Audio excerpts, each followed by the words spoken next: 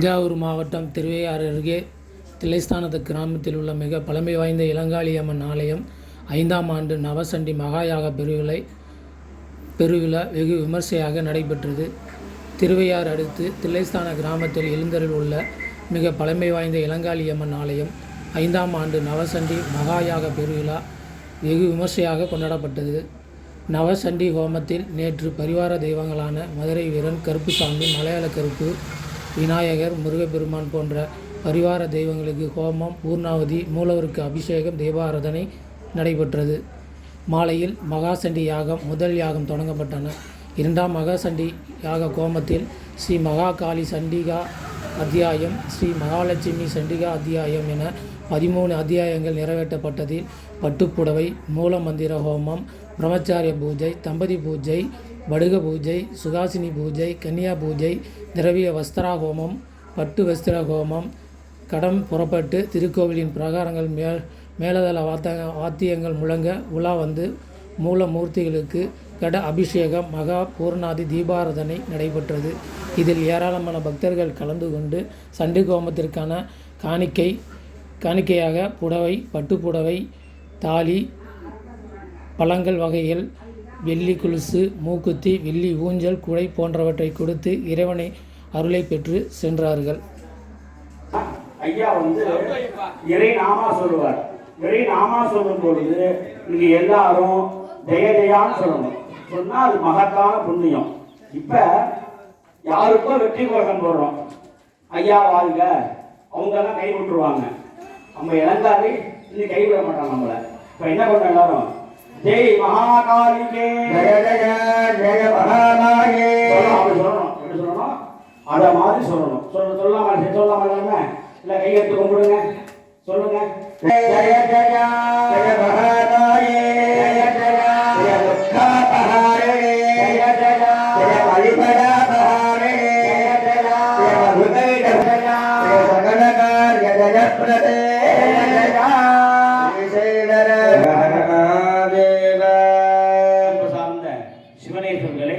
சண்டி யாகம் ஆரம்பிக்கப்படுகின்றது. இதுவரையிலும் மாலை போட்டுங்க.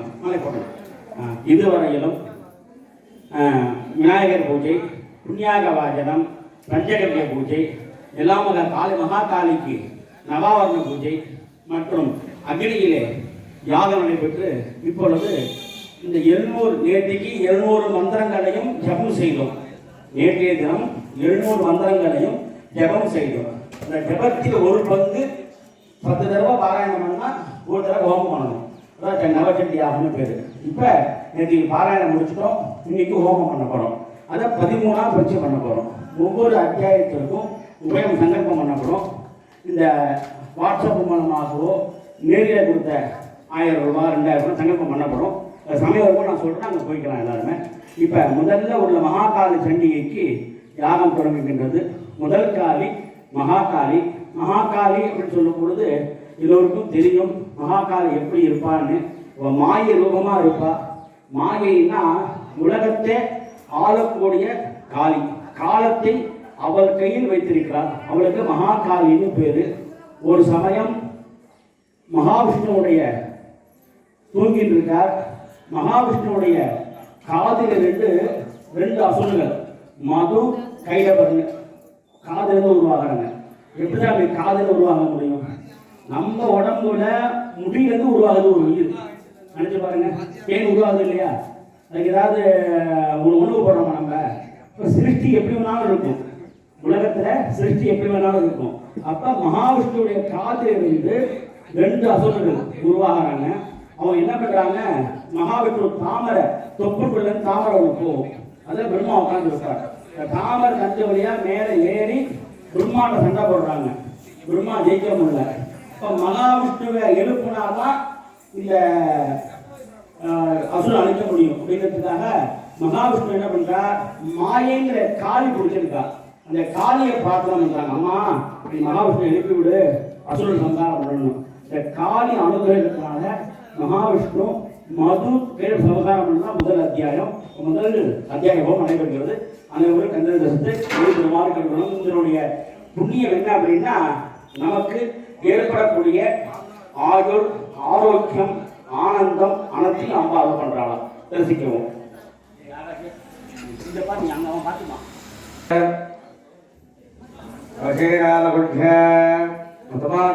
தேவதாரி ஓம் மே மகாகாளி சண்டிகாசனா நமः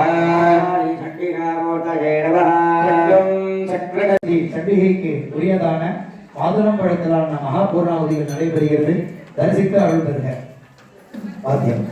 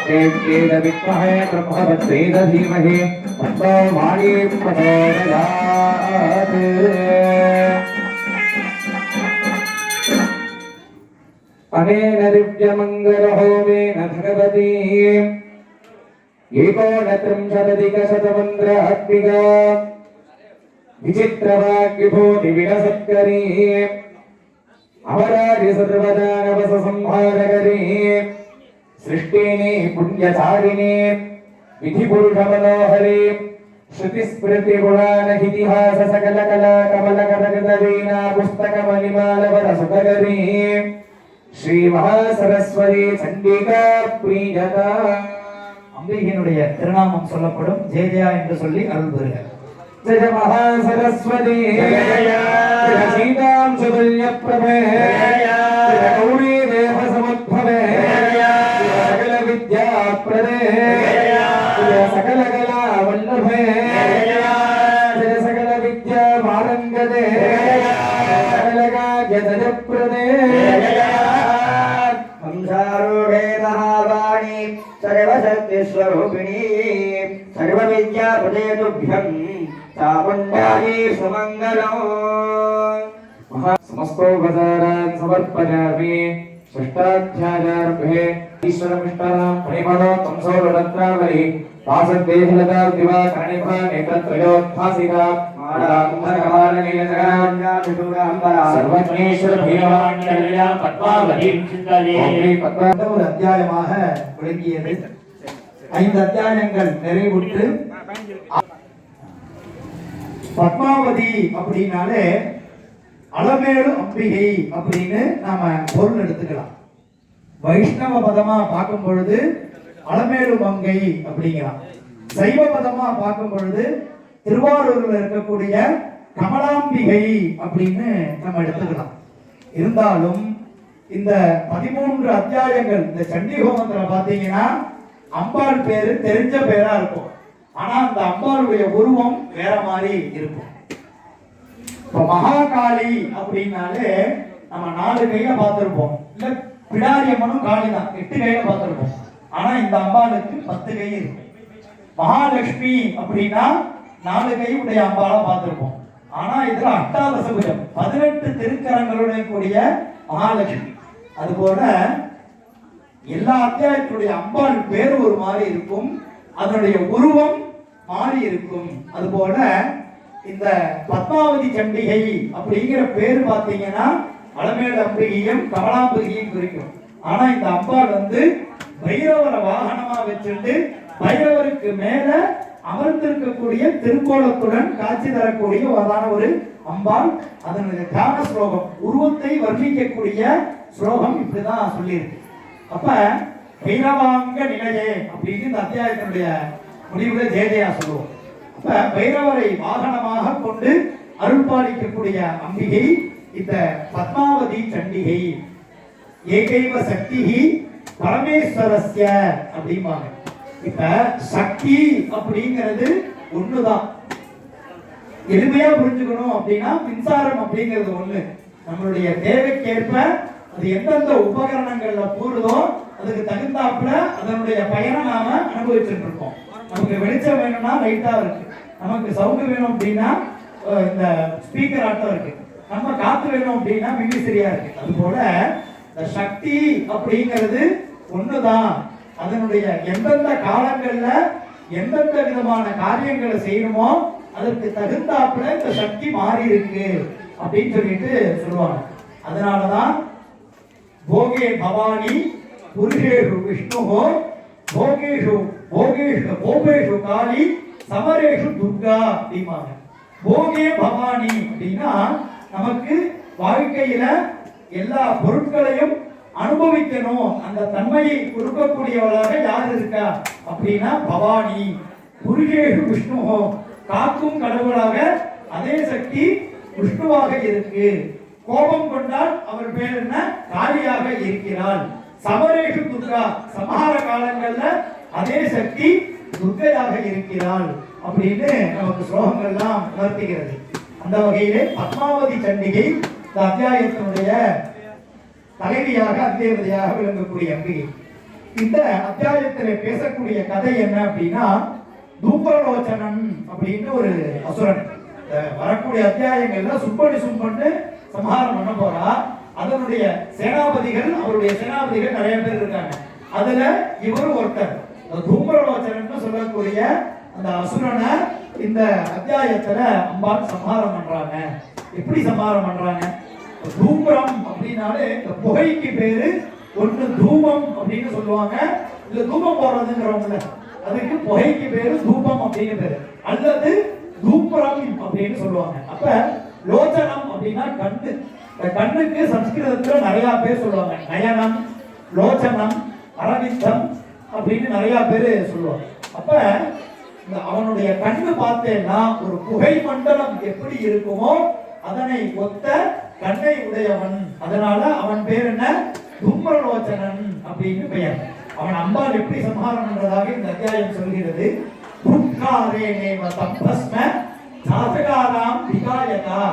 எந்த ஆயுதத்தை கொண்டும் சம்ஹாரம் பண்ணலையா அம்பாள். ஹும் அப்படின்னு ஒரு சொல்லுதான் சொல்றாளாம்.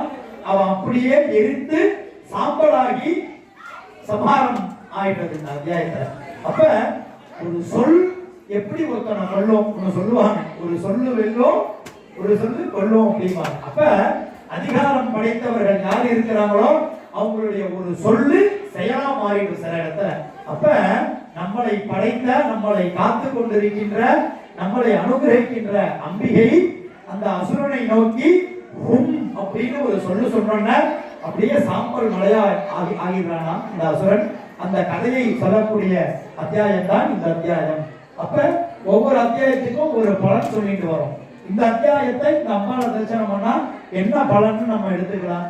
திருஷ்டி தோஷங்கள் எல்லாம் விலகும், சத்ரு உபாதைகள், ஆபிச்சாரம்னு சொல்லக்கூடிய தில்லி சூன்யங்கள் எல்லாம் விலகும். எப்படி அப்படின்னா, ஏன்னா இந்த அத்தியாயத்தோடு பைரவரும் சம்பந்தப்பட்டிருக்க. யார் அம்பாள் சம்ஹாரம் பண்றா? லோச்சனம்னு சொல்லக்கூடிய அந்த புகை மண்டலம் உடைய அந்த அசுரனை சம்ஹாரம் பண்றாங்க. ஒண்ணும் இல்ல, திருவையாறுல போனோம்னா ஆட்கொண்டாருக்கு முன்னாடி குங்குளியத்தை வாங்கி போடுவோம். குங்குளியம் வாங்கி போட்டா கந்திருஷ்டிலாம் விலகும். நிறைய பேருக்கு தெரிஞ்சிருக்கும். வீட்டுல இந்த விஷ தத்துக்கள்லாம் வராது. இன்னொன்னுக்கும் ஒவ்வொரு காரணங்கள் நிறைய உண்டு. அதுபோலவே திருஷ்டி தோஷங்கள், சத்ரு உபாதைகள், அந்த ஆபிச்சார தோஷங்களை எல்லாம் நிவர்த்தி செய்து நமக்கு அருளக்கூடிய அம்பிகையாக இந்த அத்தியாயத்திலே பத்மாவதி சண்டிகையானவள் அருள் பாலிக்கிறார்.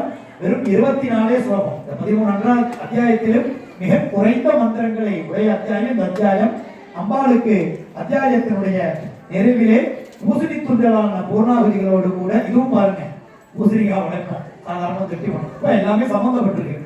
அந்த பூசணி துண்டலான பூர்ணாகுதிகளோடு கூட அம்பிகையை வழிபட உள்ளோம். தரிசித்து அருள் பெறுங்க. ஓம் நமஸ்சண்டிகாரி ஓம் ரிஷிருவாச ஸ்வாஹா வித்யாகன்யவதோ தேவ்யா சுதோ வர்ணமூலிகः சமாசித்த சமாகம்ய தைத்தராஜாதிவிஸ்தர மகன்யாசுராக்கः சுரோதங்காலைகானாமதிகம் துரோஜம் சாயம் பிரலோசனாசுக்கும் சசா கண்டவியமரோவாதி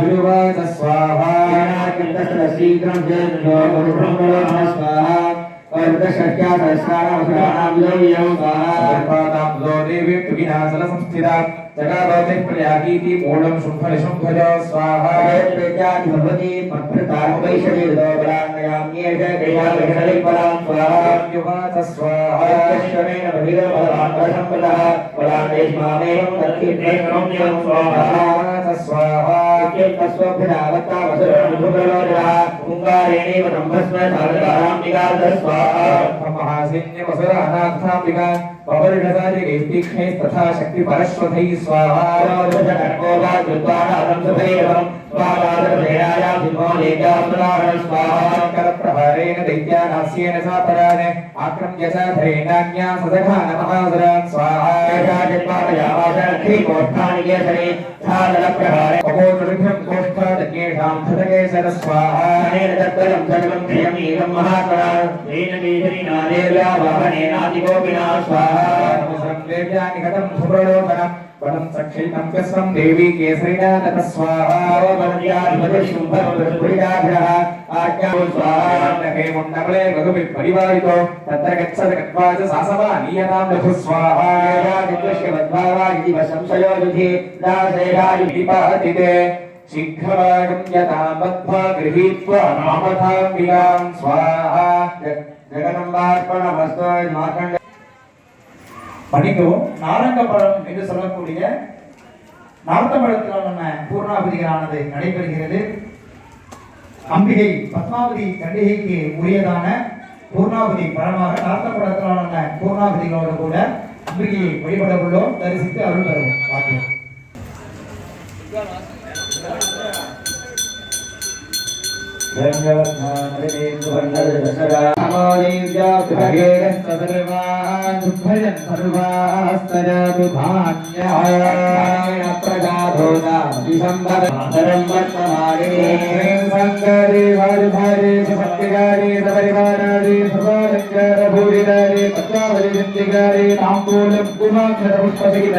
நாரங்கபலமஹாஹுதம் சமர்ப்பயாமி நமः ஸ்வாஹா.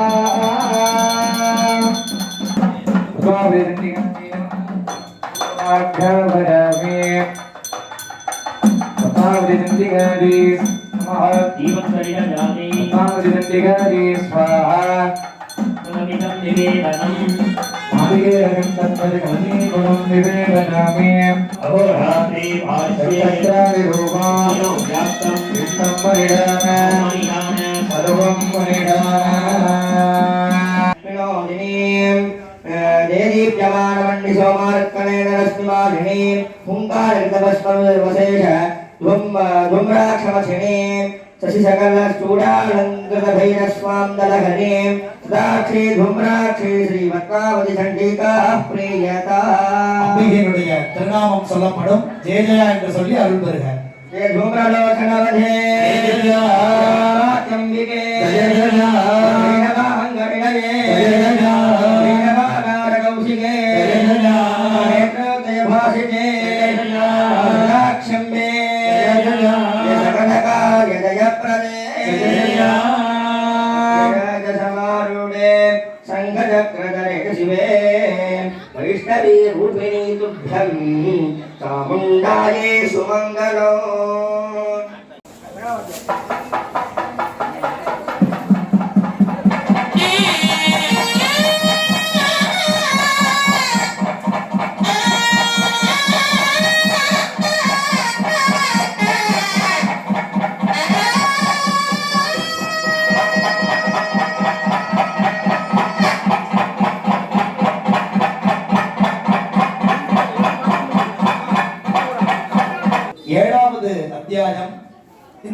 அத்தியாயத்தினுடைய தலைவியாக விளங்கக்கூடிய அம்பிகை ராஜமாதங்கி என்று சொல்லக்கூடிய அம்பிகை அல்லது ராஜசியாமலா என்று சொல்வார்கள். சியாமம் அப்படின்னாலே பச்சை நிறத்தை குறிக்கக்கூடிய ஒரு சொல். அப்ப இந்த ராஜமாதங்கி எப்படி இருக்காங்க அப்படின்னா பச்சை நிறத்தில அம்பாளுடைய அங்கம் முழுவதும் பச்சை நிறம் கொண்ட அம்பிகையாக காட்சி தருகிறார். மதுரையில் இருக்கக்கூடிய மீனாட்சிய நம்ம பார்த்திருப்போம். எப்படி வரைஞ்சிருப்பாங்க படத்துல, ஃபுல்லாவே பச்சை நிறத்துல இருக்கக்கூடிய அம்பிகையாக தான் நம்மளுக்கு காட்டியிருப்பாங்க. அது போலவே இந்த அம்பாலும் அந்த அம்பாலும் வேற வேற கிடையாது. மதுரைக்கு போனா முதல்ல சொக்கநாதரை தரிசனம் பண்றோமோ இல்லையோ, மீனாட்சியை தரிசனம் பண்ணிட்டு தான் அடுத்தது சொக்கநாதரை தரிசனம் பண்றோம். அப்ப மதுரையில எல்லா சிவன் கோயிலையும் சிவபெருமானை பார்த்துட்டு அம்பாவை தரிசனம் பண்ணுவோம். ஆனா மதுரையில மட்டும் மீனாட்சியை முதல்ல தரிசனம் பண்ணிட்டு அதன் பிறகு சொக்கநாதரை தரிசனம் பண்ணுவோம். அப்ப மதுரை அப்படின்னாலே மீனாட்சி, அங்க யாரு ராணி அப்படின்னா அம்பாள் தான். அப்ப ராஜமாதங்கி அப்படின்னு சொல்லக்கூடிய அம்பிகை தான் இந்த அத்தியாயத்தினுடைய தலைவி. அதுபோல மீனாட்சி அம்பிகை கையில் என்ன இருக்கும், கிளி வச்சிருக்கும். சூகம் அப்படின்னு பெயர். அந்த பச்சை கிளியோடு அதே போல பச்சை நிறத்திலே கையில பாத்தீங்கன்னா வீணை வச்சுட்டு வாசிச்சுட்டு இருப்பாங்க. நம்ம சரஸ்வதி கையில மட்டும்தான் வீணை பார்த்திருப்போம். ஆனா ராஜமாதங்கியும் வீணையை மீட்டி கொண்டிருக்கின்ற ஒரு உருவமாக நமக்கு அருள் தருகிறார். இந்த ஒவ்வொரு வீணைக்குமே ஒவ்வொரு பேர் உண்டு. இந்த ராஜமாதங்கி கையில் உள்ள வீணைக்கு பெயர் பார்த்தீங்கன்னா வல்லகி அப்படிம்பாங்க. சரஸ்வதி கையில் இருக்கக்கூடிய வீணைக்கு பெயர் கச்சபி அப்படிம்பாங்க. அது போலவே நாரத பெருமானும் ஒரு வீணை வச்சிருப்பாங்க, அதற்கு பெயர் மகதி அப்படிம்பாங்க. அப்ப இந்த ராஜமாதங்கி சண்டிகை நம்ம வழிபட்டா என்ன கிடைக்கும் அப்படின்னா, இது மூலமந்திரத்திலே வரும். சர்வஜன வசங்கரி, சர்வஜன மனோகரி, சர்வ துட்டமிட வசங்கரி அப்படின்லாம் வரும். வசீகரணத்தை கொடுக்கக்கூடிய ஒரு அம்பிகை, ராஜாங்க சம்பந்தமாக அரசு சம்பந்தமாக இருக்கக்கூடிய காரியங்களிலே வெற்றியை தரக்கூடிய அம்பிகைக்கு பெயர்தான் ராஜமாதங்கி என்று சொல்லக்கூடிய அம்பிகை. இந்த அத்தியாயத்திலே பேசக்கூடிய கதை என்னன்னா, சண்டன் முண்டன் அப்படின்னு சொல்லக்கூடிய இரண்டு அசுரர்கள். இவங்களும் இந்த சுப்படி சுப்பனோட ஒரு படை தளபதி ஆட்டம். அந்த இரண்டு அசுரர்களையும் அம்பிகை சம்ஹாரம் செய்கிறார்கள். அதனாலதான் இந்த அம்பாளுக்கு பேர் என்ன, சண்டிகா அல்லது சாமுண்டா அப்படிம்பாங்க. சாமுண்டேதி ததாலோகே கியாமாதேதி பவிஷ்யதி அப்படின்னு அத்தியாயத்தினுடைய நிறைவிலே ஒரு மந்திரம் வரும். சண்டமுண்டன வதம் செய்ததனால இந்த அம்பிகையின் திருநாமம் சண்டிகை அப்படின்னு இந்த உலக பிரசித்தியாக மாறியது அப்படின்னு சொல்லிட்டு இந்த ஒரு மந்திரம் வரும். அப்ப இந்த சண்டமுண்டனை சம்ஹரித்து அந்த கதையை பேசக்கூடிய ஒரு அத்தியாயம் இந்த அத்தியாயம். இந்த அத்தியாயத்திலே மாதங்கியாக நமக்கு எல்லாம் அருள்பாடுகிறார். சாதாரணமா ஒரு கணபதி ஹோமம் பண்றோம் அப்படின்னா இந்த மூலிகை திரவியங்கள்லாம் போடுவோம், பூர்ணாகுதிய ஒரு தாம்பாளத்துல வச்சு அந்த இதை மட்டும் போடுவோம். ஆனா இந்த சண்டி ஹோமத்துல மட்டும்தான் பாத்தீங்கன்னா முரத்துல வச்சு இந்த எல்லா மங்கள திரவியங்களையும் அக்னியில சமர்ப்பணம் பண்றோம். வருடா வருடம் இதே மாதிரிதான் பண்ணிட்டு இருக்கோம். இது 5ஆம் வருடத்தினுடைய சண்டி யாகம். அப்ப எதனால முரத்துல போடுறது அப்படின்னா, இந்த தானியத்தை சுத்தம் செய்யறதுக்கு 2 விதமான உபகரணங்கள் நாம வீட்டுல உபயோகப்படுத்துவோம். ஒண்ணு சல்லடை, இன்னொன்னு முரம். இந்த சல்லடைக்கும் முரத்துக்கும் 2 குணம் உண்டு. பாத்தீங்கன்னா சல்லடை என்ன பண்ணும், ஒரு தானியத்தை போட்டு சலிச்சோம்னா அந்த தூசி கல்லெல்லாம் தன்னகத்தே வச்சுக்கிட்டு நல்ல தானியத்தை கீழே விட்டுரும். ஆனா இந்த முரம் பாத்தீங்கன்னா உடைக்கிறப்ப கெட்டதெல்லாம் வெளில போயிடும், நல்லதை தன்னகத்தே வச்சிருக்கும். அது போல நாம் செய்த பாவங்கள் அனைத்தும் நம்மளை விட்டு அகல வேண்டும். நம்மளுடைய புண்ணிய பலன் நம்மள்கிட்ட மட்டுமே இருக்கணும். அதனாலதான் இந்த முரத்துல வச்சு சண்டிகோமம் பண்றோம் அப்படின்னு சொல்லி எங்க குருநாதர் சொல்லுவார். அது போலவே அதனாலதான் இந்த முரத்திலே ஒவ்வொரு அத்தியாயங்களுக்கும் உரியதான யாகங்களானது நடைபெறுகிறது. மேலும் இந்த அத்தியாயத்தினுடைய நிறைவிலே பூசணி துண்டினாலான பூர்ணாகுதிகளோடு கூட அம்பிகையை நாம் வழிபட உள்ளோம். அனைத்து விதமான அரசாங்க காரியங்கள் வெற்றி, எல்லா விதமான வசீகரணத்தையும் தரக்கூடிய அம்பிகையை நோக்கி 7வது அத்தியாயத்தினுடைய 27 மந்திரங்களினால் ஆகுதிகளானது ஹோமங்களானது துவங்கப்படுகிறது. தரிசித்து அருள் பெறுக. ஓம் நமஸ்தந்திகாரி ஓம் ரிஷிருவாசஸ்வாஹ ஆக்யப்தாஸ்தே துதோதித்யாஸ்சண்டமண்டபரோகமாஹ சதுரங்கபரோபேதாய அப்யுத்யதாதிபா ஸ்வாஹா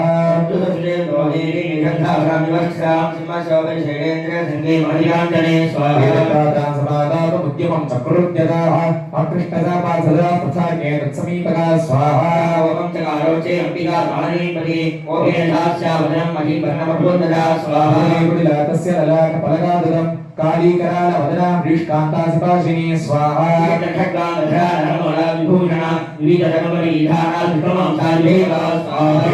வதனா திக்வாலரணபீஷண நிமக்னாரக்தநயனாநாதா பூரிதவிங்முகா ஸ்வாஹா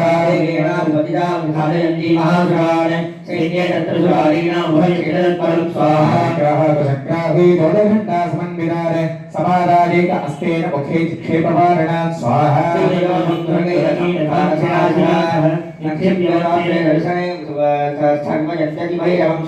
பஞ்சகிரகேஷேஷு கிரீவாய அவதாபரம்